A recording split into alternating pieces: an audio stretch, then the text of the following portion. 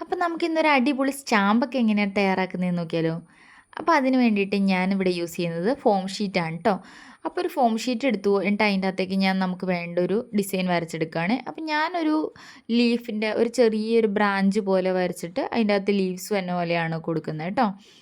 അപ്പം നമുക്ക് എന്ത് മെറ്റീരിയൽ വേണമെങ്കിലും യൂസ് ചെയ്യാം. ഇച്ചിരി ഇങ്ങനെ പ്രൊജക്റ്റ് ചെയ്ത് നിൽക്കാൻ പറ്റുന്നത് കേട്ടോ. ഫോം ബോർഡ് യൂസ് ചെയ്യാം, സ്പോഞ്ച്, ക്ലേ അങ്ങനെയുള്ള സാധനങ്ങളൊക്കെ യൂസ് ചെയ്യാവേ. അപ്പം ഞാനിവിടെ നമ്മുടെ കയ്യിൽ ഈസിലി അവൈലബിൾ ആയിട്ടുള്ള ഫോം ഷീറ്റ് ആണല്ലോ എന്ന് കരുതി ഫോം ഷീറ്റാണ് കേട്ടോ യൂസ് ചെയ്തത്. എന്നിട്ട് ഞാൻ അതിൻ്റെ അകത്തേക്ക് ദേ ഇതുപോലെ പെൻസ് യൂസ് ചെയ്തിട്ടാണ് വരച്ചു കൊടുക്കുന്നത്. സാധാ പെൻ യൂസ് ചെയ്തിട്ട് വരച്ചു കൊടുത്തു. പിന്നെ നമ്മളിത് കറക്റ്റ് ഷേപ്പിൽ തന്നെ കട്ട് ചെയ്തെടുക്കുകയും ചെയ്യും കേട്ടോ. അപ്പോൾ ദേ ഇതുപോലെ കട്ട് ചെയ്തെടുത്തിട്ടുണ്ട് കേട്ടോ. നല്ല രസമില്ലേ കാണാൻ?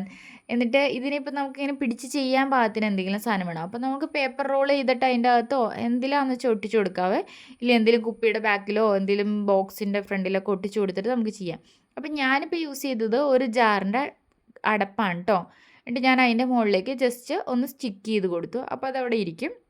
എന്നിട്ട് അതിൻ്റെ അകത്തേക്ക് ഞാൻ യൂസ് ചെയ്ത് നോക്കിയത് ഇതുപോലെ സ്കെച്ച് പെൻസും മാർക്കേഴ്സൊക്കെയാണ്.